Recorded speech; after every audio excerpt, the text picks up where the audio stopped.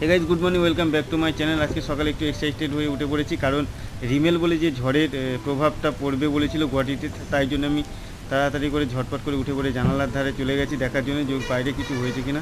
তো জানালার ধারে গিয়ে দেখলাম বাইরে কিছুই হয়নি, ওয়েদারটা মেঘলা আছে, বৃষ্টি পড়ছে ঝিরঝির করে, নর্মাল আছে। মেনলি আমাদের গুয়াহাটিতে কিছুই হয়নি এইখানে। তো মেনলি এটা হলো কলকাতার দিকে হওয়ার বেশি চান্স, কারণ 130 কিলোমিটার যে ঝড়ের প্রভাবটা পড়বে বলেছিল সেটা বাংলাদেশ হয়ে দক্ষিণ কলকাতা হয়ে বাকি অঞ্চলগুলো ছড়িয়ে পড়েছে। তো এখানে মেনলি ঝিরঝির করে বৃষ্টি হয়েছে, ওয়েদারটা মোটামুটি সুন্দরই আছে গুয়াহাটির ওয়েদারটা।